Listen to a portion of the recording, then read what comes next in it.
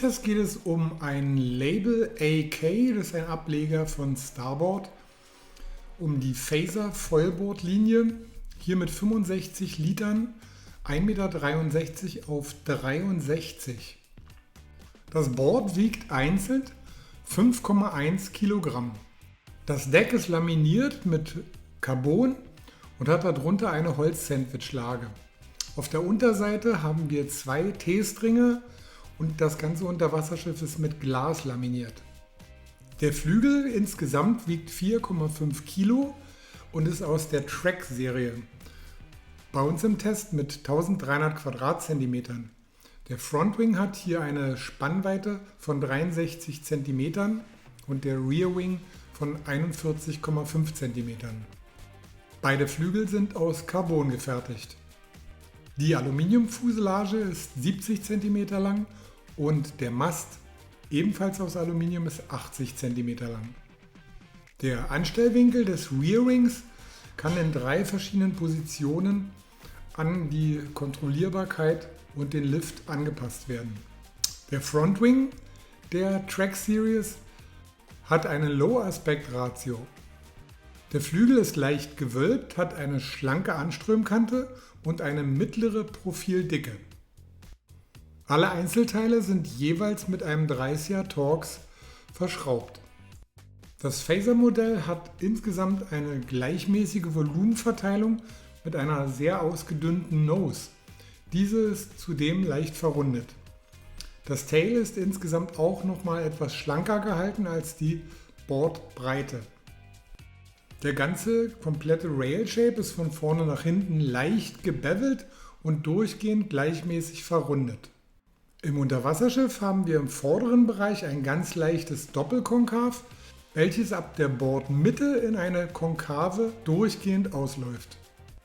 Die optionalen Fußschlaufen können in 5 verschiedenen Stance-Positionen variiert werden und jegliche Form der Montage ist hier möglich, ob auf der Mittelachse oder als Windsurf-Stance. Das durchgehende, durchwegs rutschfeste EVA-Deck hat am Ende nochmal ein Kickpad. Zum B- und Entlüften dient hier ein automatisches Ventil. Der gesamte Decksbereich ist insgesamt leicht konkav gehalten, wodurch hier ein wirklich intuitiver Stand ermöglicht wird.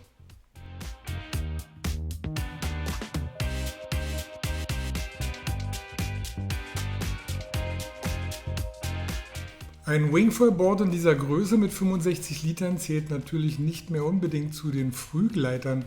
Allerdings ist das, was hier an schnellem Aufsteigen ermöglicht wird, wirklich enorm.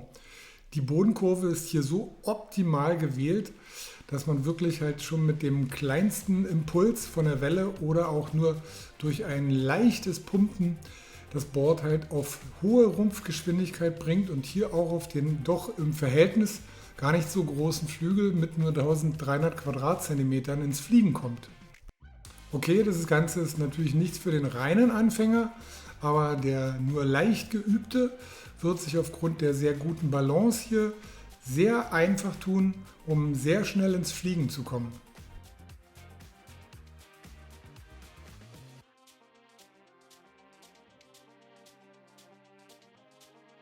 Vergleichen wir hier zum Beispiel das Phaser-Modell jetzt in 65 Liter mit einem zuvor von uns getesteten Apple Tree in 70 Liter. So geht hier das Phaser aufgrund von noch höherer Rumpfgeschwindigkeit noch früher los. Man muss dazu sagen, dass die Kombination mit den Flügeln, die wir dazu gepaart haben, entsprechend ihrer Größe und ihres Anströmverhaltens gleich gewesen sind. Einmal angeströmt liefert der 1300er Trackflügel durchwegs stabile Achsen. Wir haben der Größe entsprechend ein leichtes und sanftes Aufsteigen. Das Ganze geht einher mit einer mittleren Geschwindigkeit. Optimal vom Widerstand passen hier Flügel wie zum Beispiel in der jetzigen Ansicht der Ozone Wesp V2 oder ein Slingwing V3 oder verschiedenste Around-Flügel, die einen mittleren Widerstand bieten. Wählt man schnellere Flügel wie zum Beispiel ein Slick oder ein Ansys Score, so hat man eher das Gefühl, dass hier der Wing schneller vorwärts möchte als der Flügel unter dem Board.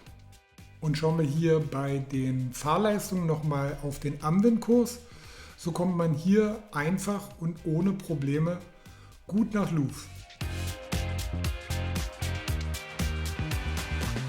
Und so kommen wir nochmal einmal zurück zu dem Setup. Hier haben wir den verstellbaren Rear Wing. Der bietet definitiv halt in der gesamten Kombination die bestmögliche Leistung und die bestmögliche Kontrolle und Stabilität, wenn man ihn auf maximalen Lift einstellt. Und in dieser Einstellung kommen wir auch dazu, was die Track Series hier wirklich an erstaunlichem Potenzial zu bieten hat.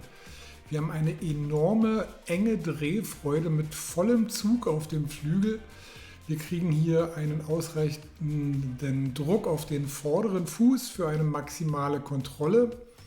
Und wir können halt weite oder enge Radien wirklich x-beliebig auch in einer sehr starken Neigung der Rolle vollziehen, ohne dass wir hier Gefahr laufen, dass wir einen Wingout bekommen aufgrund des Low-Aspect-Ratios und natürlich auch begünstigt durch die Form des Phasers mit seinem schlankeren Tail.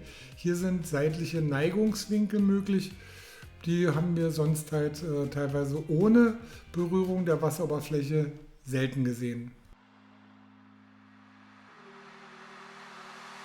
Der Shape des Phaser 5.4 ist zum Surfen ganz exzellent. Wir haben auch hier einfach dieses wahnsinnig schnelle Gleiten, dieses Umsetzen von kleinsten Impulsen halt in optimalen Vortrieb. Wohingegen halt der Trackflügel insgesamt halt diese auch krasseren Bedingungen mit brechenden Wellen, wenn es auch mal höher wird, nicht unbedingt so mag. Hier, da merkt man immer, okay, hier, wir haben einen gewissen Geschwindigkeitsbereich und den wollen wir jetzt nicht wirklich überschreiten. Wir wollen auf jeden Fall lieber eine etwas gemütlichere Variante, etwas moderatere Wellen, die gleichmäßig laufen. Dann kann der Flügel halt auch mit leichtem Pumpen zum Beispiel halt stets den Glide halten. Aber ein Wunder in dem Bereich ist er natürlich jetzt hier nicht unbedingt.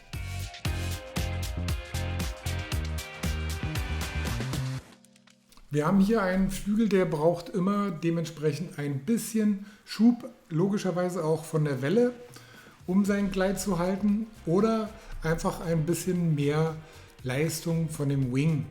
Dementsprechend ist auch ein Wing mit einem gleichmäßigen Grundzug natürlich vorteilhaft. Verliert man dennoch an Geschwindigkeit, so ist das hier kein abruptes Absacken, sondern alles läuft recht sanft und doch recht fehlerverzeihend ab. Und gerade hier in der Kombination muss man wieder das Phaserboard loben. Es hat wirklich nicht die leiseste Tendenz an der Wasseroberfläche zu kleben, sondern es hilft dann auch kleine Hakler und Aussetzer beim Glide zu kompensieren. Klar ist, dass es beim Springen einige Flügel gibt, die aufgrund ihrer höheren Geschwindigkeit dafür noch prädestinierter erscheinen.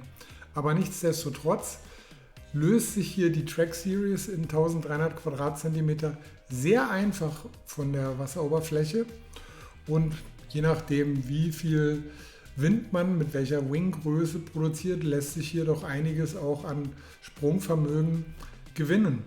Was aber besonders ist bei diesem Modell, ist einfach, wie leicht der Flügel beim Eintauchen wieder seine Strömung aufnimmt. Und das macht ihn halt wirklich dabei ganz besonders empfehlenswert, gerade für denjenigen, der auch die ersten Sprünge übt und hier mal sicher landen möchte.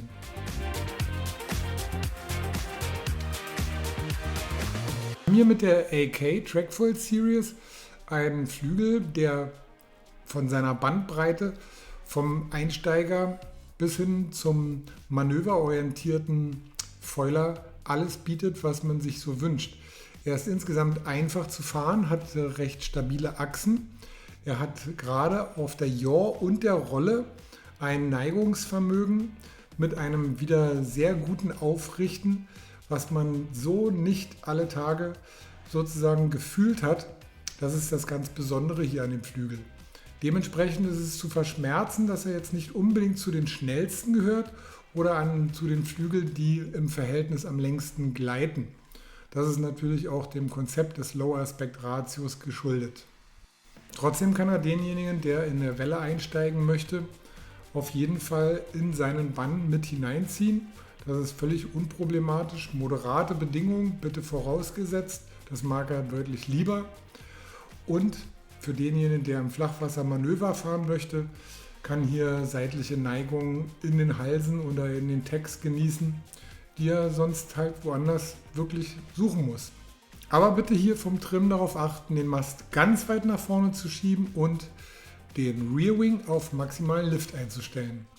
Schaut man dann nochmal in Kombination auf das Phaserboard, so ist dies halt in dem Bereich wirklich outstanding.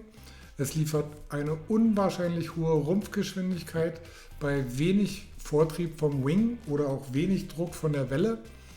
Aber es lässt sich halt exzellent anpumpen und es löst sich halt einfach, das Brett löst sich perfekt von der Wasseroberfläche. Einfacher und besser geht's nicht. Dazu ist das Ganze noch wirklich sehr stabil und leicht.